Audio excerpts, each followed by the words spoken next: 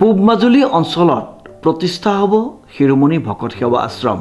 উল্লেখযোগ্য যে ব্যৱসায়ৰ উদ্দেশ্যে মাজুলীৰ দক্ষিণপাট কৈবৰ্ত গাঁৱৰ পৰা যোৰহাটৰ পদপথত ক্ষুদ্ৰ ব্যৱসায় আৰম্ভ কৰি 20 বছৰ সময় যোৰহাটত অতিক্ৰম কৰি লিখি প্ৰকাশ কৰিছিল 20খনৰো অধিক ধৰ্মীয় গ্ৰন্থ।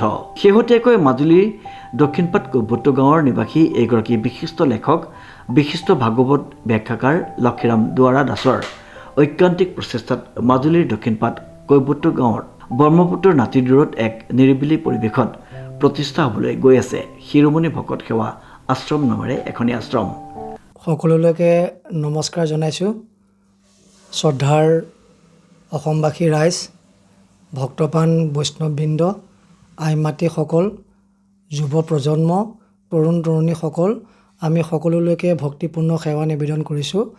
আপোনালোকে প্ৰায়সমূহ ৰাইজে জানেই যে আমি আজিৰ পৰা প্ৰায় 20 বছৰ হ'ল গৃহভূমি মাজুলীৰ পৰা আমি ব্যৱসায় সন্ধানত যোৰহাট নগৰলৈ আহোঁ।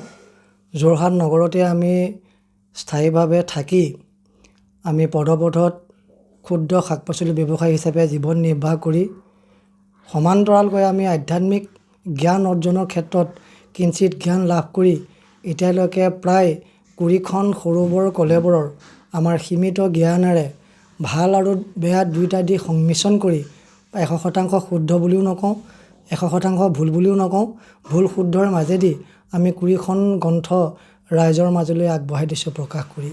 শেহতীয়াকৈ আমাৰ 21তম গ্ৰন্থ শ্ৰীকৃষ্ণ গীতা শব্দাৰ্থৰ ভাৱাৰ্থ প্ৰকাশৰ দিশত আগবাঢ়ি আছে। ইয়াৰ উপৰিও আমি অসমৰ বিভিন্ন নামঘৰত আমি ভাগৱত গীতা ব্যাখ্যা কৰি ৰাইজৰ পৰা আশীৰ্বাদ আৰু মৰম বুটলিবলৈ সক্ষম হৈছোঁ। শেহতীয়াকৈ আমাৰ এটা মনত বহুদিনীয়া সপোন আছিলে যে জীৱনৰ বিয়লি বেলা আমি আমাৰ নিজৰ গৃহভূমি মাজুলীত এখনি আশ্ৰম নিৰ্মাণ কৰি সেই আশ্ৰমতে আমি জীৱনৰ বিয়লি দিনকেইটা কটোৱাৰ এটা মানস আছিলে। সেই উদ্দেশ্যৰে আমাৰ একক প্ৰচেষ্টাৰে আমি মহাপুৰুষ শ্ৰীমন্ত শংকৰদেৱ, মহাপুৰুষ শ্ৰীমন্ত মাধৱদেৱৰ পদৰঞ্জিত য'ত তেৰা গুৰু দুজনাৰ পবিত্ৰ চৰণৰ ধূলি সিঁচৰিত হৈ আছে, তেনে অষ্টমখন ধামৰ পৰা শ্ৰী শ্ৰী মধুপুৰ সত্ৰ, কাকতকোটা সত্ৰ,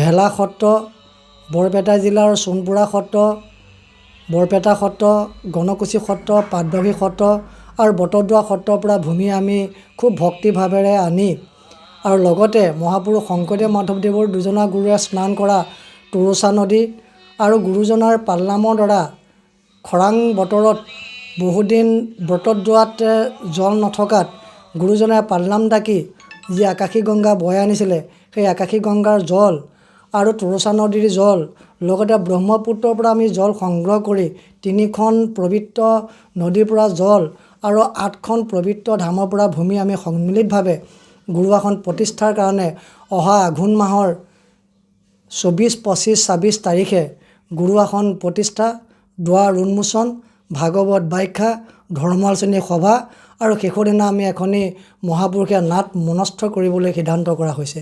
সেই উপলক্ষে আমাৰ এই একক প্ৰচেষ্টাৰে গঢ় লৈ উঠিবলগীয়া আশ্ৰম ভাগৰ শিৰোমণি ভকত সেৱা আশ্ৰমৰ উপলক্ষে আমি দক্ষিণপাট অঞ্চলৰ প্ৰায় 10খন গাঁৱৰ ৰাইজক অৱগত কৰোঁ। ৰাইজৰ বিপুল সমৰ্থনত আমি এখন যোৱা 22 আগষ্টত ৰাজহুৱা সভা আমাৰ সম্পূৰ্ণ হৈ যায় একশৰণ ভাগৱতী সমাজৰ নামঘৰত। আমি এখন উদযাপন সমিতি নিৰ্মাণ কৰি আমি সেই কামখিনি আগবাঢ়িবৰ কাৰণে আমি আগবাঢ়িছোঁ। গতিকে সকলো ৰাইজৰ আমাৰ এই যাত্ৰাত সহায় সহযোগিতা দিহা পৰামৰ্শ আমি একান্তই কামনা কৰিলোঁ। ধন্যবাদ। আমাৰ সীমিত জ্ঞানেৰে যিখিনি চিন্তা ভাৱনা আমাৰ আছিলে আপোনালোকক ব্যক্ত কৰিছোঁ। ইয়াৰ পিছত আমাৰ শিৰোমণি ভকত সেৱা আশ্ৰমৰ যি উদ্দেশ্য আৰু লক্ষ্য, আমি পুৱা সন্ধ্যা নাম প্ৰসংগ, দুপৰীয়া প্ৰত্যেক দিনে আমাৰ ভাগৱত পাঠ, গীতা পাঠ বা নামঘোষা ইত্যাদি পাঠ চলিব আৰু কেতিয়াবা কেতিয়াবা আমাৰ কৰ্মশালা ভাগৱতৰ ওপৰত বা নামৰ প্ৰসংগৰ ওপৰত ইচ্ছুকসকলে আমাৰ কৰ্মশালাত যোগদান কৰিব পাৰিব। গতিকে আমি এনেকুৱা এটা চিন্তা চৰ্চাৰে আমি শিৰোমণি ভকত সেৱা আশ্ৰম নিৰ্মাণৰ দিশত আগবাঢ়িছোঁ। গতিকে এই ক্ষেত্ৰত আপোনালোকৰ মতামত দিহা পৰামৰ্শ আমি একান্তই কামনা কৰিছোঁ। নিৰ্দিষ্ট সময়ত নাম কীৰ্তন, গীতা ভাগৱত চৰ্চা মানৱ সেৱাৰ জৰিয়তে ঈশ্বৰ সেৱা মূল মন্ত্ৰ হিচাপে লৈ লক্ষীৰামে এখনি আশ্ৰম নিৰ্মাণ কৰিবলৈ বহুদিনৰ পৰা মানস কৰি আহিছিল। শিৰোমণি ভকত সেৱা আশ্ৰমৰ গুৰু আসন প্ৰতিষ্ঠাৰ বাবে মহাপুৰুষ শ্ৰীমন্ত শংকৰদেৱ মাধৱদেৱৰ পবিত্ৰ চৰণধূলি সিঁচৰিত হৈ থকা শ্ৰী শ্ৰী মধুপুৰধাম সত্ৰ, শ্ৰী শ্ৰী কাকতকোটা সত্ৰ, শ্ৰী শ্ৰী সোণপুৰা সত্ৰ, শ্ৰী শ্ৰী গগনকুছি সত্ৰ, শ্ৰী শ্ৰী পাটাবাৰী সত্ৰ, শ্ৰী শ্ৰী বৰপেটা সত্ৰ, শ্ৰী শ্ৰী বৰদোৱা সত্ৰ এই পবিত্ৰ সত্ৰধামৰ ভূমি আৰু তুৰুচা নদী, আকাশী গংগা আৰু ব্ৰহ্মপুত্ৰৰ জল শ্ৰদ্ধাৰে আনি সপ্তধাম ভূমি সপ্ত বৈকুণ্ঠ জ্ঞান কৰি গুৰু আসন প্ৰতিষ্ঠাৰ বাবে প্ৰস্তুতি কৰিছে। সেই উদ্দেশ্যে লক্ষীৰাম দুৱাৰাই দক্ষিণপাট আঞ্চলিক ৰাইজক ৰাজহুৱা সভাৰ জৰিয়তে বিষয়টো অৱগত কৰে। ৰাইজে লক্ষীৰামৰ এনে মহৎ প্ৰচেষ্টাত শলাগ লৈ সৰ্বতোপ্ৰকাৰে সহায় সহযোগিতাৰ আশ্বাস দিয়ে। লক্ষীৰামেও সকলো ৰাইজৰ শুভাশীষ সহায় সহযোগিতা দিহা পৰামৰ্শ কামনা কৰিছে। যদি কোনো সদাশয় ব্যক্তিয়ে লক্ষীৰাম দুৱাৰাক আশ্ৰমখনি প্ৰতিষ্ঠা কৰাত সহায় সহযোগিতা আগবঢ়াব বিচাৰিলে লক্ষীৰাম দুৱাৰলৈ তেখেতৰ মোবাইল নম্বৰ 7002212559 নম্বৰৰ লগত যোগাযোগ কৰিবলৈ তেখেতে আহ্বান জনাইছে। শ্ৰীমন্ত মাধৱ বৰুৱাৰ ৰিপৰ্ট, নিউজ নাও।